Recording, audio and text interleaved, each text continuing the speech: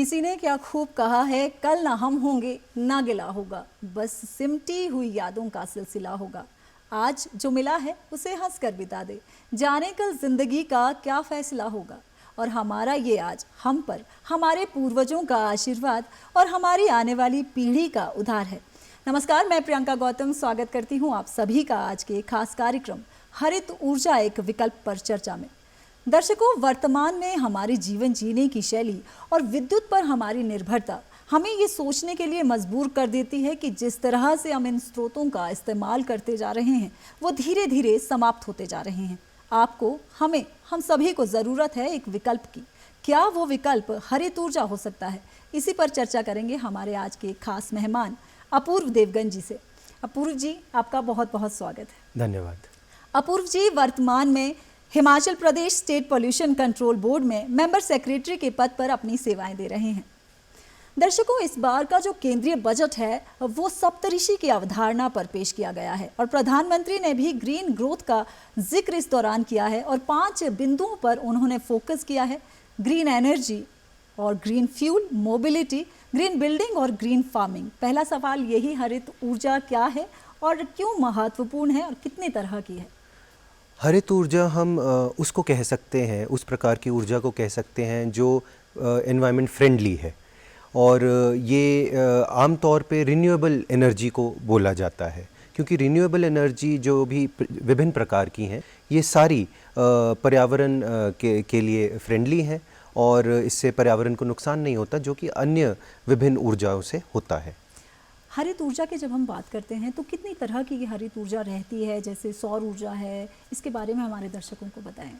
अगर हम मुख्य तौर पे देखें तो लगभग 6 प्रकार की हम हरित ऊर्जा बोल सकते हैं। इसमें सोलर जो कि सूरज से हमें प्रदान होती है, विंड एनर्जी हवा के चलने से जो प्रदान होती है, हाइडल एनर्जी, हाइड्रो एनर्जी जो हिमाचल राज्य के लोग काफ़ी नज़दीकी से जानते हैं, जो हाइडल इलेक्ट्रिक प्रोजेक्ट से जनरेट होती है। साथ में समुंदर की लहरों से एक ओशन की एनर्जी होती है। साथ में जो गर्म पानी के चश्मे होते हैं, जियोथर्मल एनर्जी, ये 5 प्रकार की हो गई। और अगर हम अन्य तौर पे भी देखें तो बायोमास से जो एनर्जी निकलती है, आज के समय पे बायोमास से हमने एनर्जी बनाना शुरू कर दिया। ये मुख्य तौर पे 6 प्रकार के हैं। और इनमें से जो सबसे ज़्यादा इस्तेमाल होने वाली ऊर्जा है वो कहीं ना कहीं सौर ऊर्जा है, राइट? और सौर ऊर्जा की जब हम बात करते हैं तो एक कॉन्सेप्ट दिमाग में आता है कि हम जो है, हालांकि देश की अगर बात करें तो हमारी ज़्यादातर जो जनरेशन है, जनसंख्या है, वो ग्रामीण इलाकों में रहती है। तो हमें कुछ इस तरह के कोई भी किसी भी प्रकार के प्रावधान क्या है जो सरकार द्वारा किए जा रहे हैं कि ग्रामीण क्षेत्रों में इसका ज़्यादा से ज़्यादा इस्तेमाल हो? आज के समय में अगर हम देखें तो चाहे केंद्र सरकार हो, चाहे हिमाचल प्रदेश राज्य सरकार हो, दोनों ही सरकारें बहुत बड़े स्तर पर हरित ऊर्जा की तरफ बढ़ रहे हैं। तो इसमें अगर सौर ऊर्जा की बात करें तो सोलर एनर्जी के बारे में मिशन भी चले थे हाल में ही। आज की डेट में भी राज्य सरकार अपने विभिन्न विभागों के माध्यम से, एजेंसीज़ के माध्यम से, कॉरपोरेशन के माध्यम से पंचायत स्तर पर, चाहे सरकारी बिल्डिंग हो चाहे आमजन का घर हो, वहाँ पे सौर ऊर्जा पहुँचाने का प्रयत्न कर रहे हैं और धीरे ही धीरे इसका रीच जो है ग्रामीण इलाकों में भी बढ़ता जा रहा है। बिल्कुल सर, वर्तमान में जिस तरह से हम अपनी परंपरागत स्रोतों का इस्तेमाल करते जा रहे हैं तो कहीं ना कहीं बहुत ही ज़रूरी हो जाता है आपका हरित ऊर्जा के कॉन्सेप्ट को समझना। और अगर पर्यावरण को बचाए रखने की जब हम बात करते हैं तो क्लाइमेट चेंज और इसमें आ रहे जो चैलेंजेस हैं, स्पेशली फॉसिल फ्यूल के इस्तेमाल को कम करने की अगर बात करें तो हरित ऊर्जा में किस तरह से सौर जो है वो फ़ायदेमंद साबित हो सकती है? अगर हम इसको फॉसिल फ्यूल से कंपेयर करें, जो पारंपरिक हमारे स्रोत है आज की समय में ऊर्जा के, तो फॉसिल फ्यूल से ग्रीन हाउस गैस एमिशन बहुत होता है, जो कार्बन मोनोऑक्साइड, डाइऑक्साइड और अन्य टॉक्सिक गैसेस का भी पर्यावरण में रिलीज़ होती हैं। ये सारे जो गैसेस हैं, इस ग्रीन हाउस गैसेस का मतलब ही यही है, जैसे ग्रीन हाउस गैस इफ़ेक्ट हमारे प्लैनेट पे होता है, पृथ्वी पे होता है, और इससे ग्लोबल वार्मिंग होती है। इस ग्लोबल वार्मिंग के कारण ना ही पूरे विश्व भर में और राज्य में भी जो टेम्परेचर है, पिछले कई दशकों में बढ़ा है और इससे क्लाइमेट चेंज की तरफ हम जा रहे हैं। जो अभी भी अगर हम देखें कि बर्फ़बारी शिमला में भी अगर हम देखें बर्फ़बारी डिलेड चल रही है, तो ये सब क्लाइमेट चेंज के कारण हो रहा है और इसका एक अहम पहलू फॉसिल फ्यूल को माना जाता है। ग्रीन हाउस गैस को हम देखें तो ये सारे जो नेगेटिव चीज़ें हैं जो फॉसिल फ्यूल के कारण आती हैं उसको टैकल करने में बहुत महत्वपूर्ण साबित होता है। बिल्कुल सर, जब हम बात करते हैं ग्रीन एनर्जी की तो दो कॉन्सेप्ट हमारे दिमाग में आते हैं, एक तो रिन्यूएबल एनर्जी और दूसरा सस्टेनेबल एनर्जी। ये दोनों किस तरह से एक दूसरे से अलग है और कौन सी है जो वर्तमान समय में ज़्यादा कामयाब है और जो हमारे पर्यावरण संरक्षण में भी अपना योगदान बढ़ चढ़ कर देती है? हमें इस जवाब का उत्तर देने के लिए हमें ये सोचना ज़रूरी है कि जो भी हम एनर्जी आज की डेट में पैदा कर रहे हैं, ऊर्जा पैदा कर रहे हैं, उसका सही से उपयोग होना बहुत ज़रूरी है। ऊर्जा जिस भी स्रोत से हम पैदा कर रहे हैं उस स्रोत से के कोई ना कोई साइड इफ़ेक्ट हैं, जैसे कि हमने अभी चर्चा की। तो उसको मिनिमाइज़ करने के लिए हमें ये ज़रूरी है कि जो हम ऊर्जा पैदा कर रहे हैं उसका सही एफिशिएंट तरीके से इस्तेमाल करें। उस कंसेप्ट को हम बोलते हैं सस्टेनेबल एनर्जी, कि हम जो ऊर्जा पैदा कर रहे हैं उसका सही तरीके से बिना उसकी वेस्टेज किए उसका इस्तेमाल कर रहे हैं। उसी का एक हिस्सा एक रिन्यूएबल एनर्जी है कि हम पर्यावरण का संरक्षण करते हुए ऊर्जा उत्पन्न कर रहे हैं और उसका उपयोग कर रहे हैं। तो हालांकि ये इंटर रिलेटेड कॉन्सेप्ट है बट ये थोड़े से भिन्न है इस प्रकार से। और कौन सी ज़्यादा कामयाब है पर्यावरण संरक्षण के लिए खास तौर पर? दोनों ही बहुत महत्वपूर्ण है कि रिन्यूएबल एनर्जी लॉन्ग टर्म में हमें बहुत मदद करेगी, परंतु वर्तमान में हम जो भी ऊर्जा पैदा, क्योंकि अधिकतर ऊर्जा अभी हम फॉसिल फ्यूल से कर रहे हैं, वो अगर हम पैदा कर रहे हैं उसके साइड इफ़ेक्ट हो रहे हैं, तो उस ऊर्जा का ये हमारी ड्यूटी बनती है कि उस ऊर्जा का हम सही उपयोग करें। बिल्कुल। अपूर्व जी, हाल फिलहाल में जो है वो प्रधानमंत्री ने एक वेबिनार को संबोधित किया। वहाँ पर उन्होंने कहा कि हमारा देश जो है वो पूरे वर्ल्ड को लीड कर सकता है, स्पेशली ग्रीन एनर्जी के जो कॉन्सेप्ट है, इसकी जो टेक्नोलॉजी है, इससे जुड़ी दिशा में। उसके बारे में जानना चाहेंगे आपकी राय। जो आदरणीय प्रधानमंत्री महोदय के विचार हैं ये इस चीज़ को भी देखते हुए महत्वपूर्ण है कि आज के समय में भारत सबसे ज़्यादा तीसरा देश है जो ऊपर से तीसरा देश है जो रिन्यूएबल एनर्जी उत्पन्न करता है। तो और यहाँ पे आविष्कार, हमारे जो वैज्ञानिक जो कार्य कर रहे हैं उससे टेक्नोलॉजी, नई टेक्नोलॉजी भी लाई जा रही है। इन सब चीज़ों को देखते हुए ये तो बिल्कुल ही कहा जा सकता है कि हम इस फील्ड में भारत का बहुत बड़ा योगदान रह सकता है। और जिस हिसाब से राज्य सरकारें, भारत सरकार इस हरित ऊर्जा की दिशा में बढ़ रहे हैं, तो वाजिब सी बात है कि आने वाले समय में भारत एक ग्लोबल प्लेयर इस फील्ड में बन सकता है। प्रधानमंत्री ने भी यही जिक्र किया था कि भारत में वो कैपेसिटी है कि वो ग्लोबल प्लेयर जो है इस फील्ड में बन सकता है। और कहीं ना कहीं अपूर्व जी, हमारी जो भौगोलिक परिस्थितियां हैं वो भी काफ़ी सकारात्मक है ग्रीन एनर्जी के क्षेत्र में अगर हम बात करें तो। प्रधानमंत्री ने इसी दौरान एक और जिक्र किया। उन्होंने कहा कि हम इस बार का जो बजट है वो हमारी आने वाली जो पीढ़ी है उसके उज्जवल भविष्य के लिए एक शिलान्यास है, और साथ ही उन्होंने ग्रीन जॉब्स का भी जिक्र किया। इसके बारे में आप हमारे दर्शकों को बताएं। ग्रीन जॉब्स, अगर हम ग्रीन जॉब्स की बात करें तो ग्रीन जॉब्स उन कार्य के क्षेत्रों को रेफ़र करता है जो पर्यावरण की तरफ लीन करते हैं। तो जो भी पर्यावरण संरक्षण वाले कार्य हैं, जो विभिन्न फील्ड्स हैं, लोग बहुत पर्यावरण संरक्षण की तरफ काम कर रहे हैं, और वो वाले खासकर वो फील्ड जो ग्रीन एनर्जी पैदा करेंगे या जो ग्रीन बिल्डिंग्स में जो काम कर रहे हैं, इन सारी क्षेत्रों में जो काम कर रहे हैं, वो ग्रीन जॉब्स के बारे में बात हो रही है। जो साथ में ही जिक्र हुआ कि इस एरिया में, इस क्षेत्र में भारत एक बहुत आगे का रोल प्ले कर रहा है और आने वाले समय में भी एक लीडिंग रोल प्ले कर सकता है। उससे ग्रीन जॉब्स नेचुरली पैदा और होंगी, और इससे हमारी जो एम्प्लॉयमेंट की स्थिति है युवक वर्ग की, वो भी आने वाले समय में इससे भी इम्प्रूव होगी और साथ ही साथ पर्यावरण का संरक्षण भी होगा। हिमाचल प्रदेश की अगर बात करें तो हाल ही में हमारे मुख्यमंत्री की जो है वो विश्व बैंक के साथ एक बैठक हुई थी, जिसमें विश्व बैंक ने ग्रीन रेजिलेंट इंटीग्रेटेड प्रोग्राम में रुचि दिखाई और 2500 करोड़ का जो है निवेश की यहाँ पर बात हुई। इस कदम को आप कैसे देखते हैं? जो हमने अभी तक जो चर्चा की है उसमें हमने बात की कि हमें सौर ऊर्जा को या हरित ऊर्जा को हमने ग्रामीण इलाकों तक पहुंचाना है। हमें अपनी एनर्जी डिपेंडेंसी जो सेल्फ डिपेंडेंसी है वो बढ़ानी है।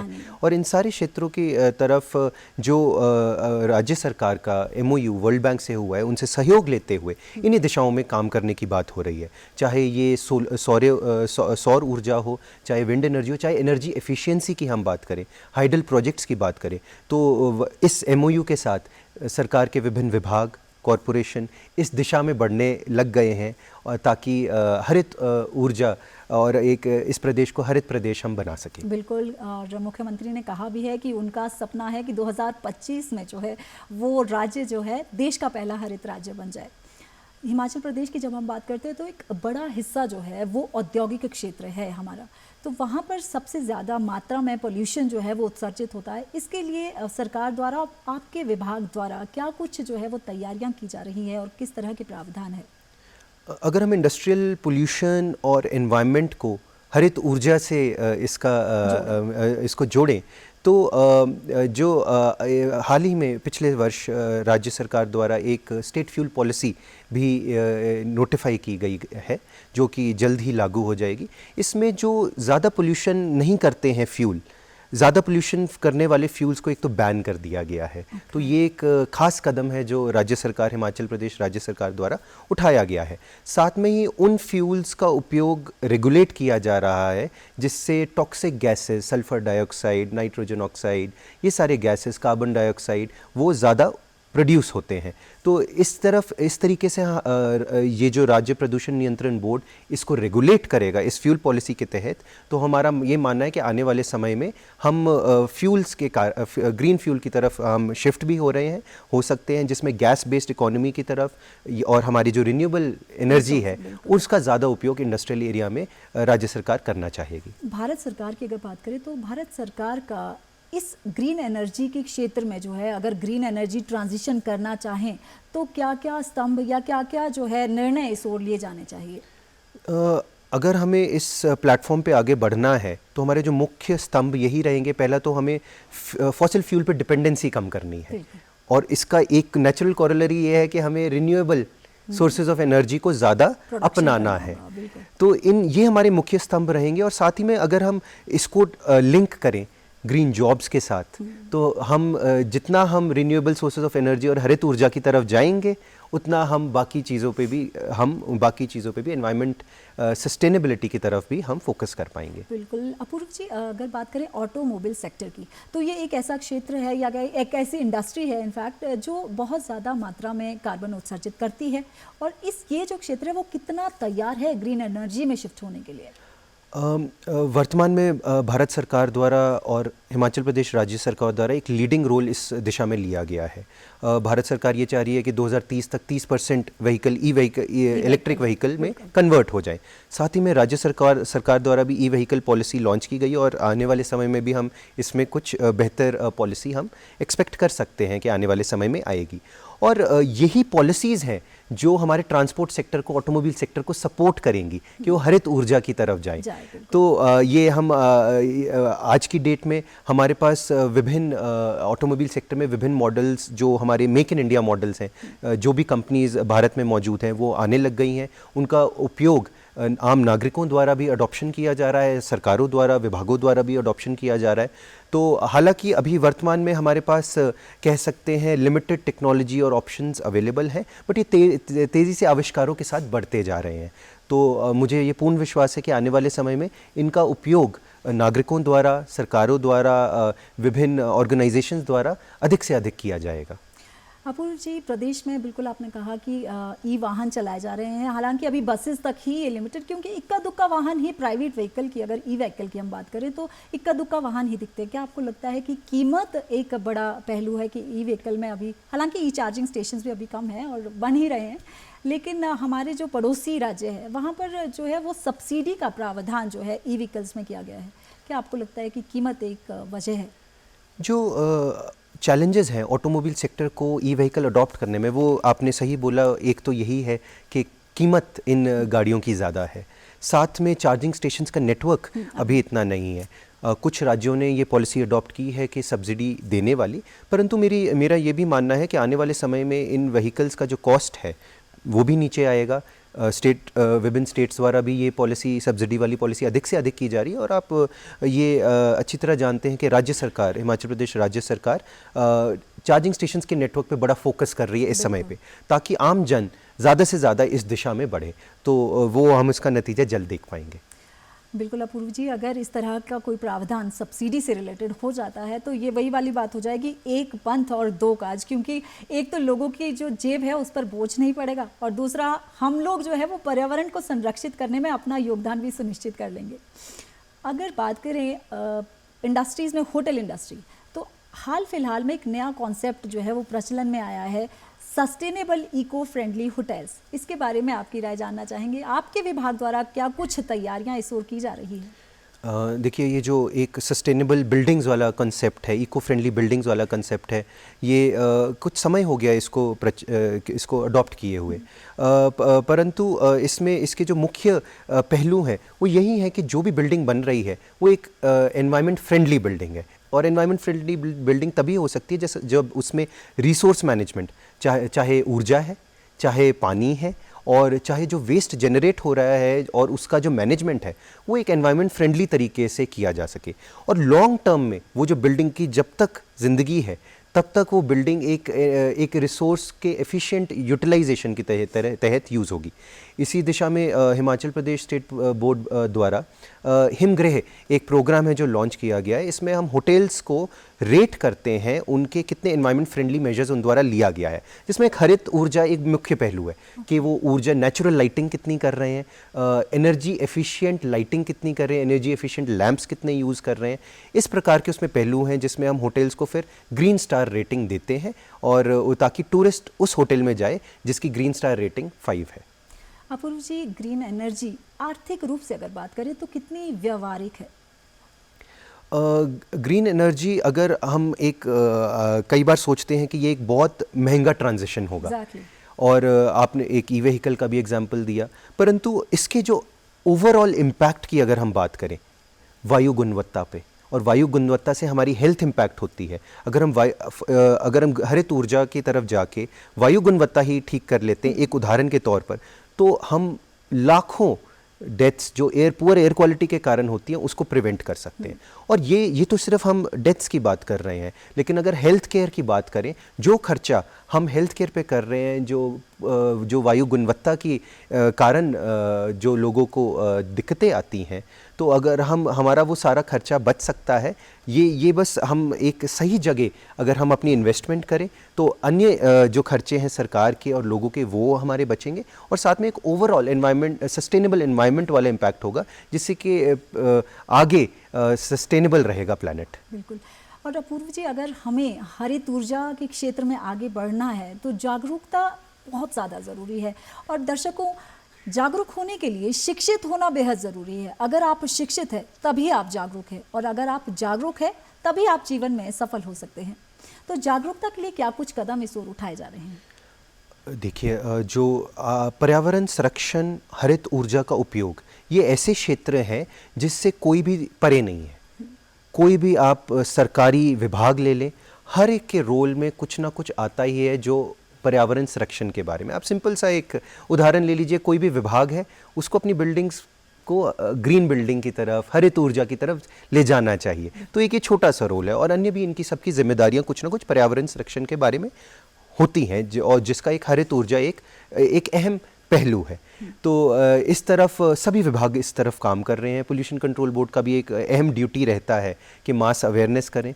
तो हम समय समय पे अन्य विभागों के साथ लोगों तक पहुंचते हैं कि उनको, जैसे कि प्रधानमंत्री महोदय भी कहते हैं कि लाइफस्टाइल फॉर एनवायरनमेंट, लाइफ, एक उन्होंने हाल ही में इंटरनेशनल स्टेज पे उन्होंने बोला था कि हमें ये लाइफस्टाइल फॉर एनवायरनमेंट अपनाना है कि हम जो कर रहे हैं उठने से सोने तक और उसके बीचकार भी जो हम डेली कर रहे हैं वो पर्यावरण संरक्षण को ध्यान में रखते हुए करना चाहिए, और हरित ऊर्जा एक इसका अहम पहलू है। बिल्कुल अपूर्व जी, क्योंकि चेंज अगर लाना है तो हमें जागरूक होना तो बेहद ज़रूरी है। अगर हम पर्यावरण संरक्षण की जब हम बात कर रहे हैं तो एनजीटी का जिक्र ना हो ऐसा तो मुमकिन नहीं है। जी। एनजीटी के बारे में आप हमारे दर्शकों को बताएं कि इसका गठन जो था किस कारण किया गया था। ये गठन जो केंद्र सरकार द्वारा तब किया गया था हमारे एनवायरमेंटल एक्ट्स और लॉ के तहत, जब उन्हें ये रियलाइज़ हुआ कि आने वाले समय में पर्यावरण पे खास ध्यान देने की आवश्यकता है। प्रदूषण नियंत्रण बोर्ड बहुत पहले से स्थापित हैं, विभागों में और केंद्र सरकार में भी पर्यावरण विभाग हैं, पर्यावरण मंत्रालय है, पर जो भी ह्यूमन एक्टिविटी हो रही है आज की डेट में वो प्रदूषण करती है, वो एनवायरनमेंट को थोड़ा डैमेज करती है, और उसको रेगुलेशन उसका सही से हो और ताकि पर्यावरण हमारा प्रोटेक्टेड रहे, उसके तहत एनजीटी का गठन हुआ था। ये हमारा टॉप ट्रिब्यूनल है देश का जो पर्यावरण से रिलेटेड कोई भी मामले हो और जिस तक आम जन भी पहुंच पाता है अपनी ग्रीवेंस लेके, अपनी आपत्ति लेके, ताकि उस पर देखा जा सके और सारे जो इकोसिस्टम है उसके तहत वो प्रॉब्लम को रिजॉल्व किया जा सके, ताकि आने वाली जनरेशंस हमारी प्रोटेक्टेड रहें। बिल्कुल, ह्यूमन टेंडेंसी की अगर हम बात करें तो हमारा स्वभाव ही कुछ इस तरह का रहता है कि अगर हमें नियम और कानून में ना बांधे और दंड के प्रावधान ना करें तो चेंज लाना जो है वो संभव सा नहीं हो पाता है। हम लोगों को लगता है कि कोई भी दंड तो मिलने वाला नहीं है तो क्यों करें। तो इस ओर आपके जो विभाग है उसके द्वारा किस तरह के प्रावधान है, क्या कुछ नियम कानून है इस क्षेत्र में? हिमाचल प्रदूषण नियंत्रण बोर्ड को जो पावर मिली है वो वाटर एक्ट, एयर एक्ट और एनवायरनमेंट प्रोटेक्शन एक्ट से मिली हुई है, और हम इसके तहत इंडस्ट्री, होटल इंडस्ट्री, अस्पताल और अर्बन लोकल बॉडीज़ जो कि नगर पंचायत, नगर निकाय हैं और जो विभिन्न विभागों द्वारा कार्य किए जा रहे हैं, हम उनको रेगुलेट करते हैं, जिसमें पेनल्टी का बड़ी पेनल्टीज़ का प्रावधान है, प्रोसिक्यूशन का प्रावधान है, जिसमें हम कोर्ट केस उनके विरुद्ध फाइल करते हैं, और जो इंडस्ट्री अगर कोई प्रदूषण करती हुई पाई जाती है तो हम उसको बंद भी कर देते हैं। साथ में इन पावर्स के अलावा जब हम पर्यावरण संरक्षण की बात करते हैं, अगर हम मोटर व्हीकल पोल्यूशन की बात करें तो मोटर व्हीकल एक्ट के अंतर्गत आता है, तो इसमें ट्रैफिक पुलिस हमारी और हमारा ट्रांसपोर्ट विभाग, उनके पास पावर्स हैं कि उनको क्या करना है। साथ ही में अगर पर्यावरण संरक्षण और बिहेवियर चेंज की बात करें, क्योंकि अगर हम डेली में आमजन की बात करते हैं कि कचरा तो नहीं फैलाया जा रहा, हम लोगों द्वारा उचित साइंटिफिक निपटारा किया जा रहा है कचरे का, ये इंश्योर करने के लिए ये पावर्स लोकल नगर पंचायत के बाई लॉज में हमारी म्यूनिसिपल बॉडीज़ के पास बहुत पावर्स हैं। वो पेनल्टी कितनी किसी घर पे लगानी है, किसी व्यक्ति पे लिटरिंग के लिए लगानी है, उनके पास बहुत इसमें पावर्स होती हैं, जिस पे समय समय पे वो एक्शन भी लेते हैं। और यदि अगर कोई किसी भी ऐसे नगर निकाय द्वारा उचित कार्यवाही नहीं की जा रही है तो प्रदूषण नियंत्रण बोर्ड वहाँ पे पिक्चर में आता है, और ताकि ये इंश्योर करने के लिए कि वो अपने ड्यूटीज़ को पूरी तरह निभाएं। बिल्कुल अपूर्व जी, जब हम बात करते हैं पर्यावरण से जुड़ी हुई और स्पेशली अगर विद्युत ऊर्जा की खपत की बात हम करते हैं तो एक कॉन्सेप्ट मेरे दिमाग में, शायद दर्शकों के दिमाग में भी आएगा कि एक अर्थ आवर, एक कॉन्सेप्ट 2010 के करीब ये जो है भारत में इंट्रोड्यूस हुआ, इसके बारे में आप हमारे दर्शकों को जानकारी दें। जी, अर्थ आवर एक इंटरनेशनल कंसेप्ट है जो इंडिया में कुछ वर्ष पूर्व आया है। तो इसके तहत वो ये कहते हैं कि ऊर्जा का, जैसे हम सस्टेनेबल एनर्जी की बात कर रहे थे कि एनर्जी को सस्टेनेबल तरीके से यूज़ किए, क्योंकि ऊर्जा उत्पन्न करने में कुछ साइड इफ़ेक्ट आते हैं। तो अगर ऊर्जा उन साइड इफ़ेक्ट के साथ उत्पन्न की जा रही है तो उसको वेस्ट नहीं करना चाहिए। और ये भी बताना दुनिया को ज़रूरी है कि आप जो एनर्जी या ऊर्जा को कंज्यूम कर रहे हैं उससे पर्यावरण पे बड़ा प्रभाव पड़ रहा है। तो जितनी हम ऊर्जा की खपत कम करेंगे उससे पर्यावरण का डायरेक्ट कोरिलेशन है और डायरेक्ट संरक्षण हम कर पाएंगे। इसी के देखते हुए जो एनवायरमेंटलिस्ट हैं, एक संस्था है जिन्होंने अर्थ आवर WWF करके एक संस्था है, एक अर्थ आवर का जो कंसेप्ट उन्होंने शुरुआत की थी, और भारत में जो यूथ है खासकर, उन्होंने बहुत बखूबी इसको अडॉप्ट किया और लोगों तक ये मैसेज पहुंचाते हैं कि इस डेट पे अर्थ आवर 1 घंटे के लिए आप घर की बिजली बंद रखें, ये मैसेज देने के लिए, अवेयरनेस क्रिएट करने के लिए कि ऊर्जा को एक सस्टेनेबल तरीके से उत्पन्न करना, यूज़ करना बहुत आवश्यक है। बिल्कुल, क्योंकि अगर हम हरित ऊर्जा की क्षेत्र में आगे बढ़ना चाह रहे हैं तो हमें कहीं ना कहीं बहुत ज़रूरी है इन सभी ऊर्जा के जो भी स्रोत हैं, जो भी परंपरागत स्रोत हैं, उनको हम बचाएं और ग्रीन एनर्जी में शिफ्ट हों। और अगर व्यवहारिक तरीके से भी आपने कहा कि कितना ज़रूरी है एक आम जनमानस को आपको क्या लगता है कि किस तरह के चेंजेस जो है वो अपने बर्ताव में लाने चाहिए कि हम अपनी भागीदारी सुनिश्चित कर सकें? आपको याद होगा जब हम स्कूल में होते थे तो टीचर्स हमें बहुत बताते थे कि लाइट ऑन ऑफ का कंसेप्ट, और हमारे स्कूल में लिखा हुआ था स्विच बोर्ड के ऊपर कि कमरा छोड़ते हुए बत्ती बुझा दें। सिमिलरली सरकारी दफ्तरों में भी ये काफ़ी कॉमनली ये देखा जाता है कि कमरा छोड़ते हुए बत्ती बुझा दें। तो ये एक बड़ी बेसिक सी चीज़ है जो हमने अपने बर्ताव में, अपने बिहेवियर में ला सकते हैं। आजकल स्कूली शिक्षा बहुत प्रोग्रेस कर गई है और बच्चों को स्कूलों में बताया जाता है कि उनको एनर्जी कंज़र्व करनी है, पानी कंज़र्व करना है और इस दिशा में आगे बढ़ना है। तो साथ ही में आजकल एनवायरमेंटल साइंसेस जो स्कूल में पढ़ाए जा रहे हैं उसका एक अहम पहलू एनर्जी कंजर्वेशन भी हो गया है, एनवायरमेंटल प्रिजर्वेशन भी हो गया है। तो उसमें भी बच्चों को, विद्यार्थियों को ये बताया जा रहा है। तो मुझे एक तो ये पूर्ण विश्वास है कि आने वाले वर्षों में, दशकों में जो हमारे छात्र हैं, जो बड़े होकर एक रिस्पॉन्सिबल सिटीज़न की तरह कार्य करेंगे देश में, राज्य में, वो ये सारे वैल्यूज़ को अडॉप्ट करेंगे और अच्छे से इसको डेली प्रैक्टिस में लाएंगे, और यही बिहेवियर चेंज की हम बात कर रहे हैं। अपूर्व जी, हालांकि सवालों की फेहरिस्त काफ़ी लंबी है, लेकिन समय हमें इसकी इजाज़त नहीं देता है। तमाम जानकारी जो आपने हमारे दर्शकों के साथ साझा की है उसके लिए आपका बहुत बहुत धन्यवाद। धन्यवाद। दर्शकों, पूरी दुनिया जो है वो पर्यावरण से जुड़ी समस्याओं से जूझ रही है। दरअसल जिस मात्रा में कार्बन उत्सर्जन हो रहा है उससे पृथ्वी का तापमान लगातार बढ़ रहा है। हम अपनी भागीदारी किस तरह से सुनिश्चित करें ये बेहद ज़रूरी हो जाता है, और हरित ऊर्जा एक विकल्प हो सकता है। हमें ज़रूरत है कि हम जहाँ पर है वहीं से शुरू करें, हमारे पास जो कुछ है उसी का इस्तेमाल करें। ये कुदरत जो है बेहद खूबसूरत है, इसे देखने का अपना नज़रिया और गहरा करें तो ये दुनिया आपको और भी खूबसूरत लगने लगेगी। इसी के साथ मुझे दीजिए इजाज़त। नमस्कार।